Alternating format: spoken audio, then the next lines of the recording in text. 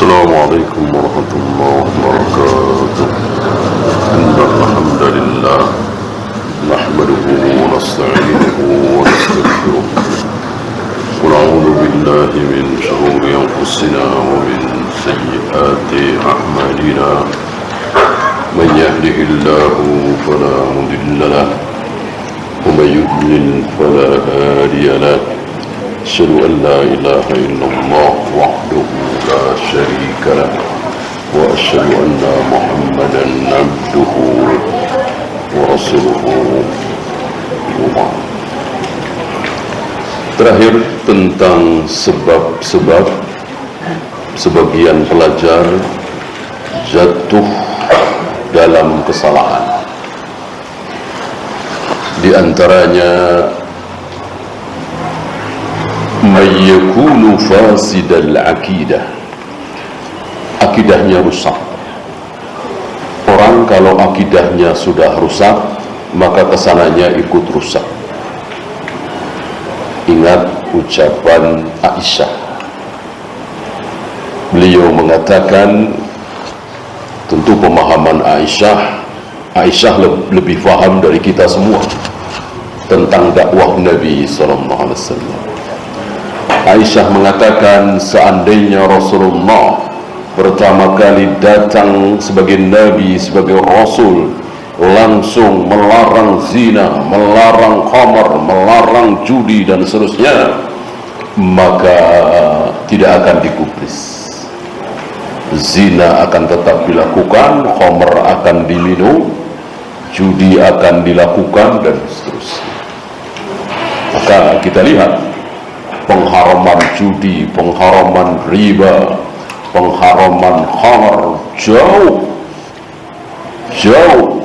setelah Nabi diutus, ya, 13 tahun lebih kan di Madinah, dan bukan hari pertama di Madinah, ya kan, mungkin bisa 2 tahun, 3 tahun, bisa 15 tahun, 16 tahun baru diharamkan itu khamar, itu judi, itu riba. Nah, apa yang ditanamkan oleh beliau kepada para sahabat? Akidah, tauhid, akidah, tauhid dengan manhaj yang benar. Jadilah manusia-manusia seperti Abu Bakar, seperti Umar, seperti Utsman, Ali, Zubair, Talha, Abdurrahman bin Auf, yang masih hidup sudah dinyatakan pasti masuk surga. Yang masih hidup sudah dipastikan pasti mati syahid, padahal masih hidup. Ya. Sementara kita hari ini ada orang yang sudah mati di medan perang. Ambil contoh misalnya di zaman Syekhul Islam ketika masih ada jihad, atau zaman Umar bin Abdul Aziz, atau zaman Harun Ar-Rasyid, ikut jihad dan mati. Kita katakan dia pasti mati syahid. Bolehkah? Tidak boleh. Tidak boleh. Sudah mati jelas-jelas di medan jihad, kita katakan pasti mati syahid? Tidak boleh. Nah, Umar dan Utsman masih hidup,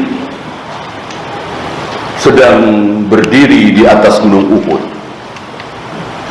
Sudah dinyatakan oleh Nabi alaihi salatu wassalam, wa syahidah, usbut ya Uhud, fa inna fawqakumul yawm an-nabi was-siddiq wa syahidah. Diam engkau wahai Uhud. Waktu itu berguncang gunung Uhud. Gunung Uhud kita tahu gunung yang mati batu, ya sangat-sangat tidak masuk akal. Kalau gunung Merapi, gunung Semeru wajar berguncang, ya. Ini gunung batu mati, kok ada gempa? Jelas ini kehendak Allah. Langsung Nabi katakan, usbut ya Uhud, diam engkau wahai Uhud. Di atasmu sekarang ini sedang ada seorang Nabi, seorang Siddiq, dan 2 orang syahid, padahal masih hidup. Inilah hasil dari didikan Nabi, dakwah Nabi, tarbiyah Nabi. diawali dengan akidah. Maka yang akidahnya rusak sudah nggak ada harapan, ya.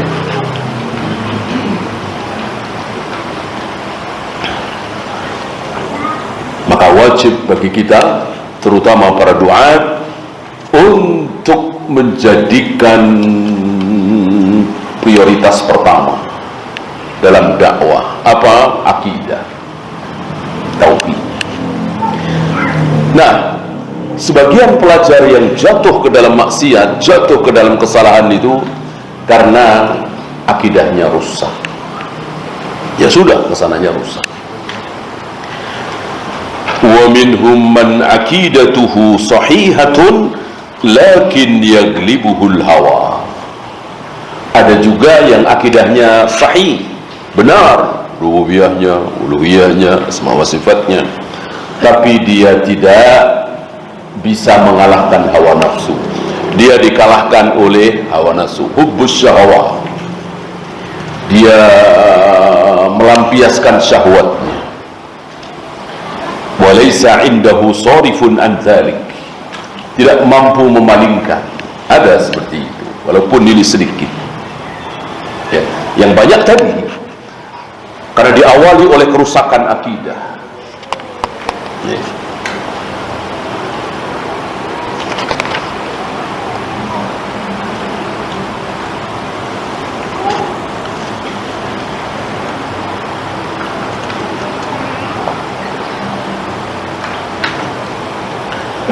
Wa innama yataqawwamul insanu birriyadati wa mutala'ati siyaris salaf.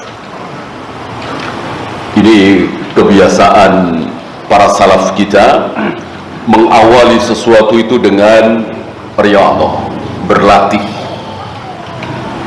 Karena akhlak yang baik itu tidak tiba-tiba. Kemarin-kemarin sombong, mulai pagi ini langsung tawadhu, nggak mungkin. Kemarin-kemarin bakhil, mulai siang ini sampai seterusnya langsung dermawan, nggak mungkin. Berlatih pelan-pelan, terus mengambil pelajaran, akhirnya berubah. Dan akhlak itu seperti itu.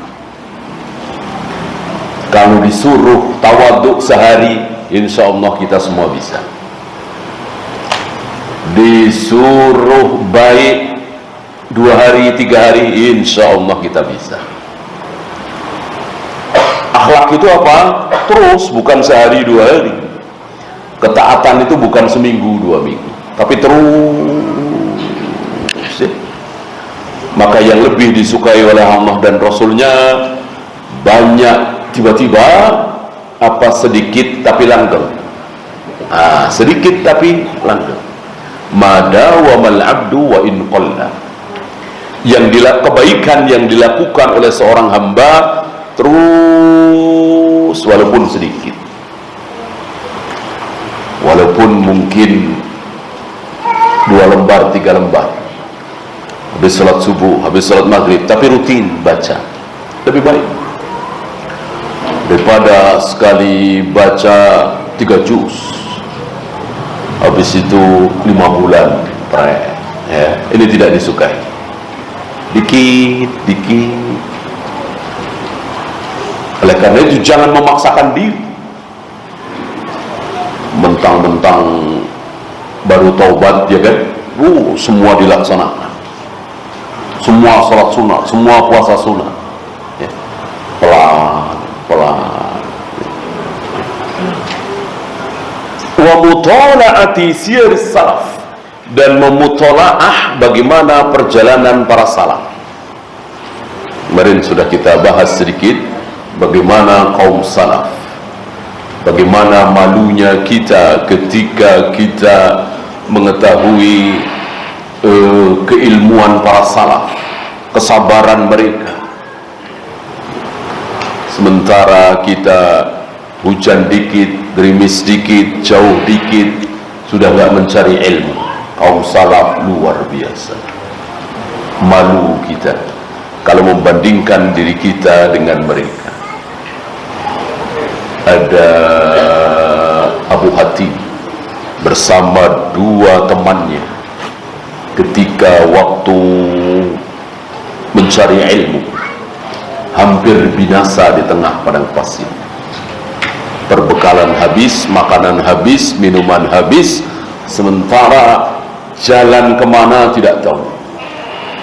Kita tahu bagaimana dahsyatnya padang pasir, menyerupai hutan, nggak tahu barat, nggak tahu timur, tujuan kita kemana, ya. Lapar, haus, terus berjalan, tumbang satu dan tidak ditolong, sudah ditinggalkan saja karena mereka berilmu, ya. Tidak takalluf, nggak bisa jalan sendiri saja tertatih-tatih, gimana mau nolong. Dan nggak ada istilah setia kawan, mati satu mati semua, udah kita di sini saja mati bertiga, itu jahil, itu bodoh. Tinggallah berdua, satu lagi tumbang, tidak bisa meneruskan, tinggal Abu Hatim, ya. Terus dia berjalan, walillahilham, Allah pertemukan dengan satu rombongan, satu kafir. Akhirnya tiga-tiganya ditolong. Coba kalau dari awal setia kawan menemani di situ, ya sudah mati semua. Inilah ilmu. Nggak ada apa-apanya kita mencari ilmu dibanding dengan para salaf.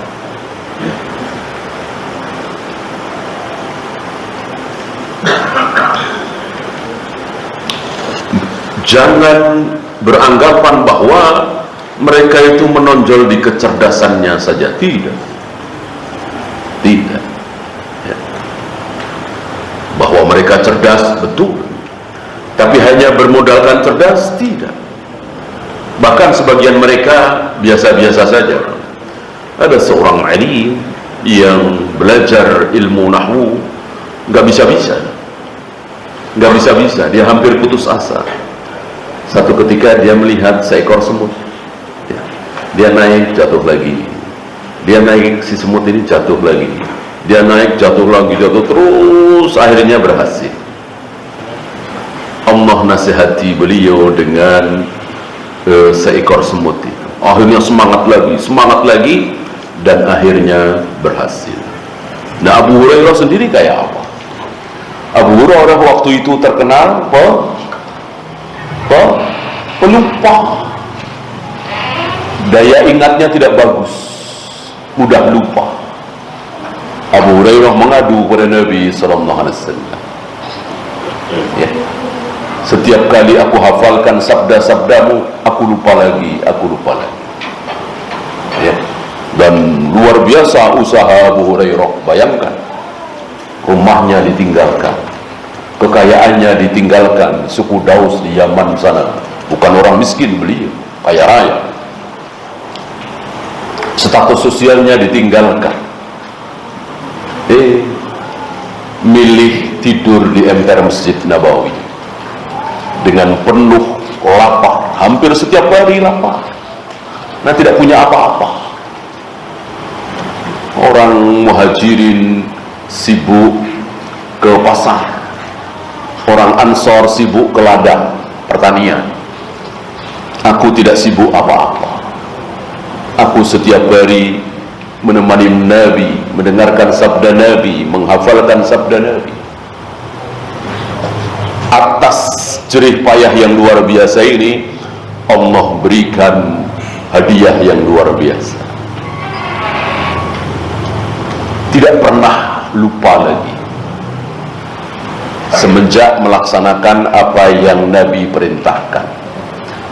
Setiap kali engkau dengar ucapanku, hamparkan pakaianmu. Selesai aku bicara, tarik, seolah sedang mengumpulkan. Dan betul, setelah aku lakukan apa yang Nabi perintahkan, aku tidak pernah lupa. Dan Abu Hurairah betul-betul mengandalkan ingatannya, karena tidak bisa baca, tidak bisa menulis. Tidak seperti Abdullah bin Amr bin As. Maka Abu Hurairah mengatakan, tidak ada yang lebih banyak meriwayatkan hadis dariku kecuali Abdullah bin Amr bin As. Dia bisa menulis, aku nggak bisa menulis. Jadi betul-betul mengandalkan hafalan.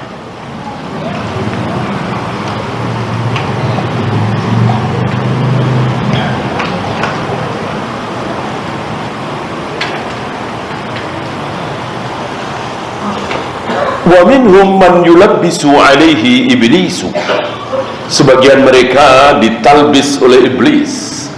Iblis menipu mereka bi annaka alimun wa muftin. Ya. Engkau ini orang alim, engkau ini sudah pantas memberikan fatwa, engkau ini berilmu. Ditipu oleh iblis. Ketika ini terjadi pada diri kita, maka kita harus tahu bahwa itu adalah iblis, setan yang menipu. Karena rata-rata orang alim itu merasa bodoh. Ya. Rata-rata orang alim itu merasa bodoh. Justru orang jahillah yang merasa pintar. Ya. Maka orang alim terus belajar, terus belajar, terus belajar.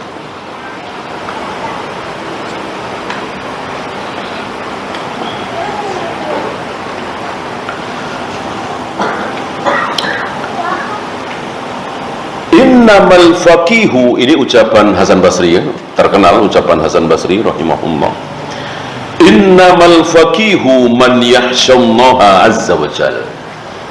Sesungguhnya yang di ini innama ya, masih ingat harful hasar pembatas.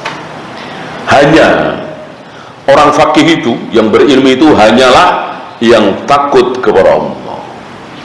Jadi semakin berilmu semakin takut. Semakin banyak ilmunya semakin takut. Dan yang ditakuti apa? Neraka, azab kubur, bagaimana melewati sirat, selamat apa tidak, bagaimana nanti menjawab pertanyaan mungkar dan nakir, bisa apa tidak. Itu semakin berilmu dia semakin takut. Takut apa? Hal-hal seperti itu. Bukan takut dunia, masa depan, miskin, anak-anak gimana, nggak pada jadi sarjana, nggak ada dana, nggak. Orang alim tidak akan takut hal-hal seperti itu. Yang ditakuti adalah akhirat. Dan orang alim tidak akan menakut-nakuti kaum muslimin kecuali dengan hal-hal seperti itu. Hati-hati saudara-saudara, nanti berhadapan dengan mungkar dan nakir bagaimana? Bisakah jawab? Bagaimana nanti berhadapan dengan Allah? Bagaimana ditanya ku anfusakum wa ahlikum nara? Apakah istrimu, anak-anakmu sudah tidak berbuat maksiat di hadapanmu? Semuanya taat kepada Allah? Ya. Jangan menakut-nakuti sekedar bangkai kambing. Ya. Karena tidak usah ditakut-takuti, mereka mikir sendiri, mereka tahu sendiri. Nggak kerja, malas, ya nggak dapat duit, mereka tahu, nggak usah dibilangin. Ya. Yang lain buka toko jam 7, setengah 8, kok buka sudah siang jam 11, 12, ya tentu rugi sendiri, dia tahu. Nggak usah dibilangi, dia tahu. Ya. Tapi kalau mengangkat kepala, sebelum imam mengangkat kepala, kepalanya akan dirubah menjadi kepala keledai. Kalau tidak dibilangi, mana tahu. Iya kan? Kakinya di atas, kepalanya di bawah, dipukuli dengan batu, keluar darah dan nanah dari mulutnya. Siapa?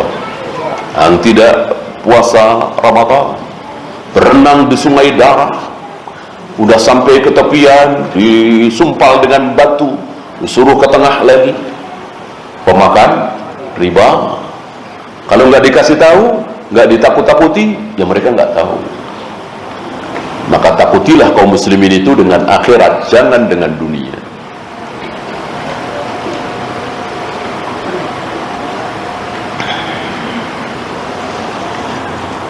Qala Ibnu Aqil, ini pengalaman beliau Ibnu Aqil, ra'aitu faqihan khurasaniyan Aku melihat seorang faqih berilmu, pelajar ilmu agama,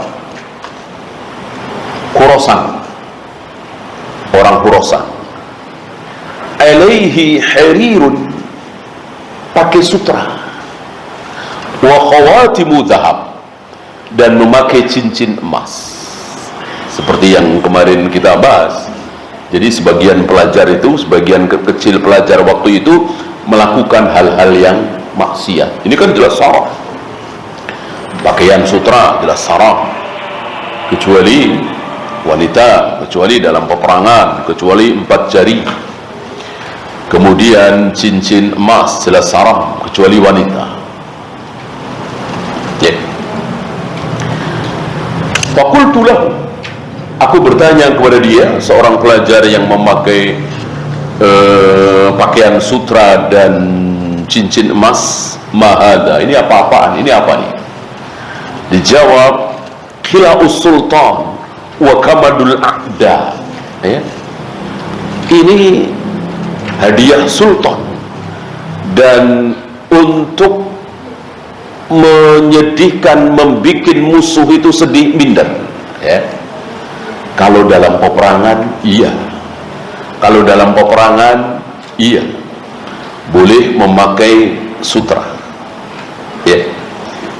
Ini bukan dalam peperangan, jelas ini keliru. Maka kekeliruan fikih itu kadang menimpa sebagian pelajar.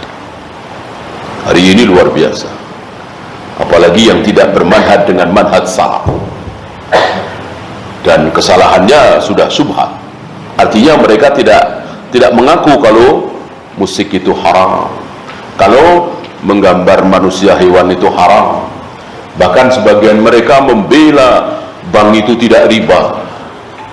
Sudah luar biasa hari ini, ya. Jauh dari apa yang sedang beliau kisahkan di sini. Fakultu lahu bal huwa syamatatul a'da bika, justru musuhmu senang dengan ini. Kalau dalam peperangan, sunnahnya kita membuat musuh sedih, sunnahnya kita bikin musuh sengsara, kita sunnah membuat musuh hancur, kan begitu. Dengan Anda memakai seperti itu, justru musuh senang. Kenapa? In kunta musliman li anna iblisa adu. Kalau engkau muslim, musuhmu siapa? Iblis. Iblis senang dengan engkau melakukan maksiat, memakai pakaian sutra, memakai emas. Iblis senang. Kaidah besar, semua yang dibenci oleh Allah pasti disukai iblis. Semua yang disukai oleh Allah pasti dibenci iblis, pasti, ya.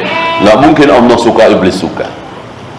Nggak mungkin Allah benci, iblis benci, ya. Maka setiap kali Allah dan Rasulnya menyukai sesuatu, mensyariatkan sesuatu, maka iblis tidak pernah diam. Ambil contoh anak. Kita berusaha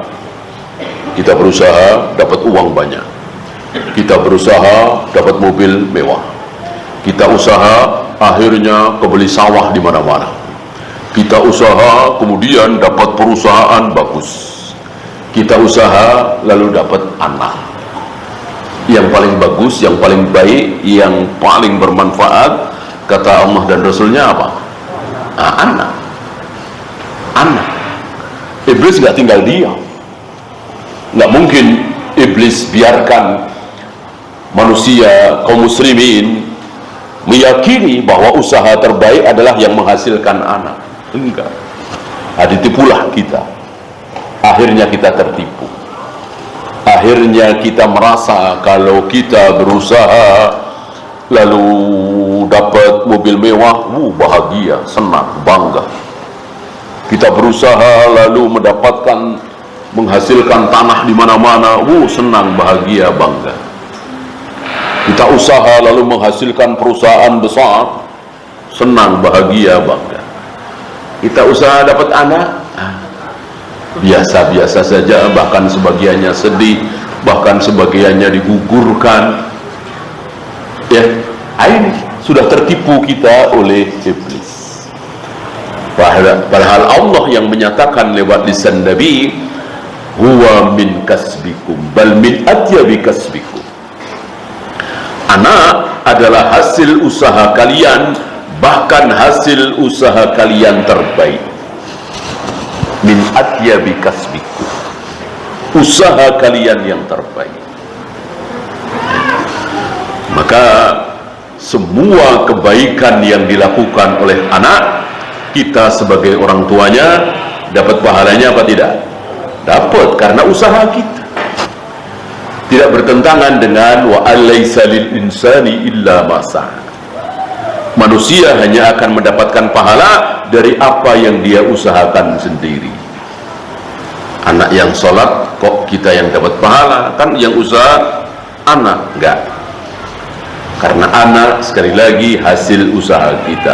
Kalau keponakan iya, tetangga iya, temen iya. Apalagi kita di sini yang menghajikan, mengumrohkan, mentawafkan, saikan orang sana. Nah, itu iya. Kalau seperti itu batal ayat tadi, wa alaysa lil insani illa ma sa'a. Tapi kalau yang tawaf, yang sa'i, yang menghajikan anak kita, jelas itu usaha kita. Kalau tetangga tidak. Bertentangan dengan an-najm tadi.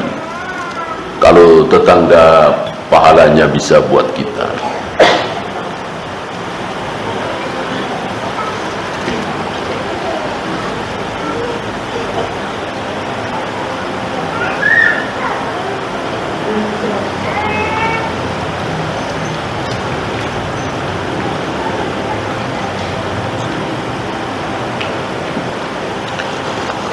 Ramakumullahu bikhizzihi, Allah akan campakkan kehinaan kepada kalian. Haitsu hawantum amrahu hakadha, ketika kalian menghinakan perintah Allah.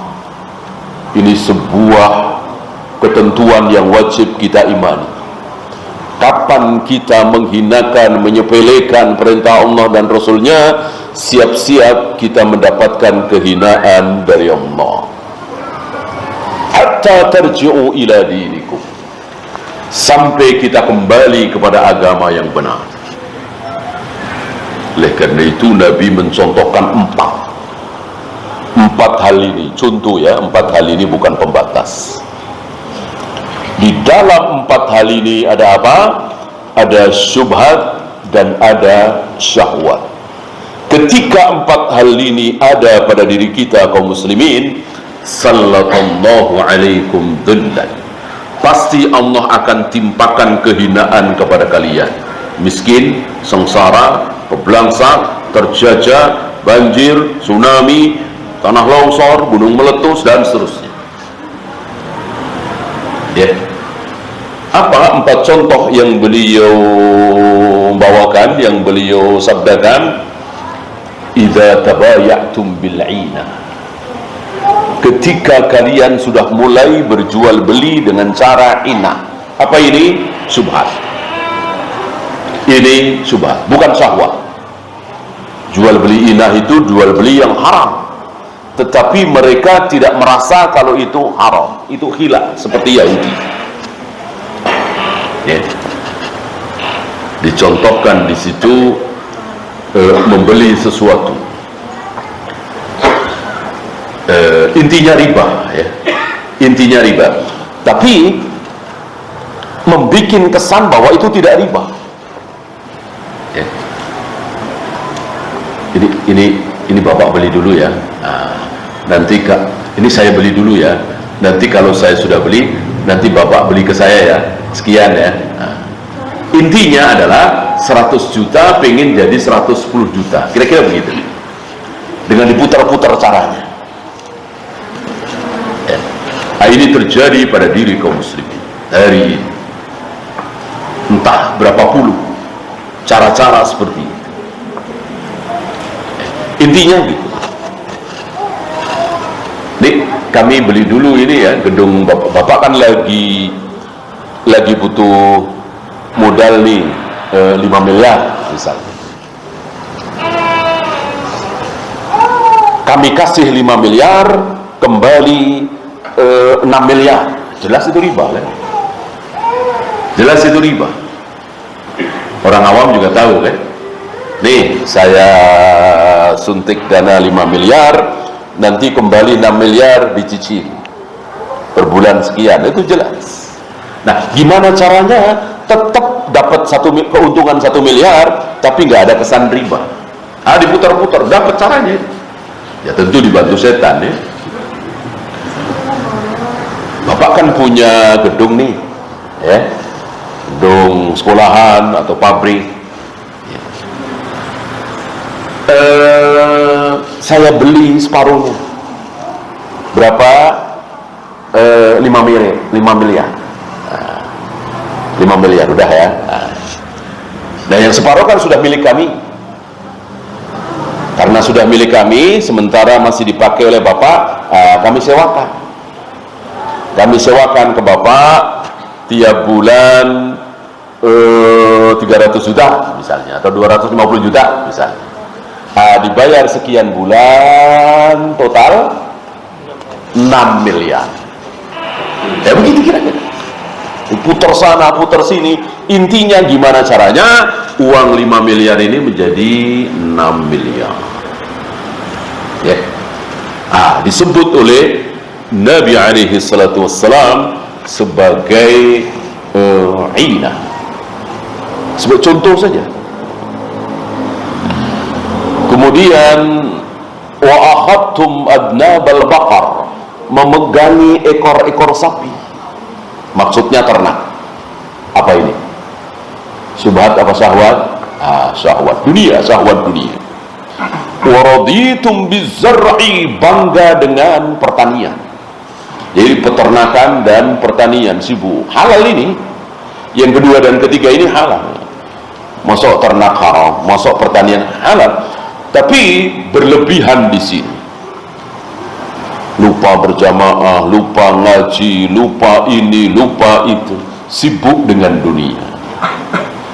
Yang terakhir, sekali lagi ini bukan pembatas, wa taraktumul jihad, kalian sudah tidak berjihad lagi. Kalian sudah tidak berjihad, tidak ada jihad lagi. Maka sallallahu alaikum dhullan, Allah akan timpakan kehinaan kepada kalian, dan betul sedang kita saksikan. Ketika kaum muslimin sudah tidak ada jihad lagi,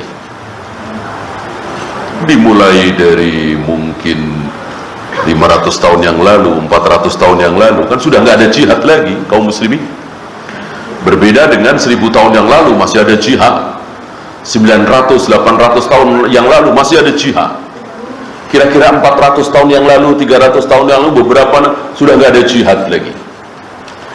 Tidak ada lagi pasukan kaum muslimin mendatangi negeri-negeri kafir, mengajak orang-orang kafir untuk masuk Islam supaya selamat dari kekekalan di neraka. Nggak ada lagi. Apa yang terjadi? Persis seperti yang disabdakan oleh Nabi alaihi salatu wasallam, sallallahu alaikum dhullan, Allah akan timpakan kepada kalian kehinaan, dan betul-betul hina, betul-betul terpuruk, betul-betul sengsara, betul-betul terjajah. Sampai kapan? Hatta tarji'u ila dinikum, sampai kalian kembali kepada agama yang benar. Agama yang benar agamanya siapa? Agamanya Imam Syafi'i? Ya. Agamanya Imam Bukhari? Enggak. Agamanya Imam Malik? Enggak. Itu bisa benar, bisa salah. Agama yang benar adalah agamanya Rasul dan para sahabat. Kalau Imam Syafi'i sesuai dengan Rasul dan para sahabat, yang benar. Kalau Imam Syafi'i berbeda dengan Rasul dan para sahabat, kunut subuh misalnya, ya salah. Kalau Imam Malik itu sama dengan Rasul dan para sahabat, ya benar.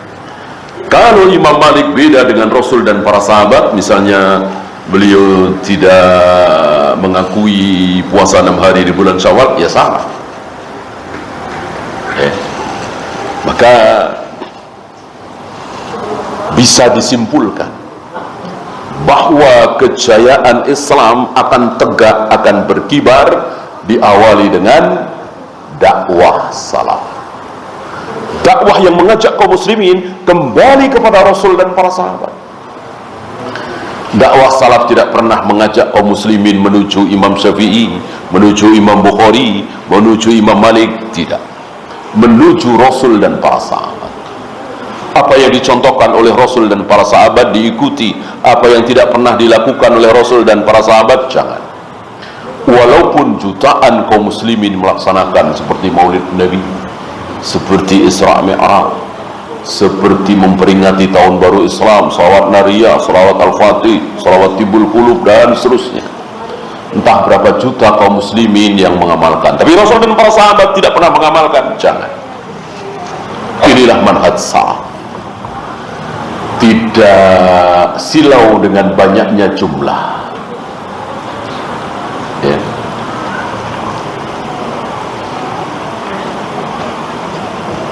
Meyakini bahwa kebenaran hanya milik Allah dan Rasulnya.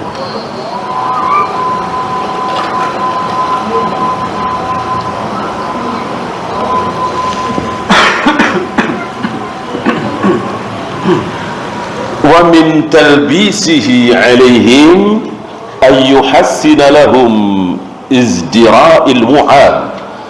Ini ada talbis lagi, masalah wa'id, penasihat-penasihat yang ceramahnya isinya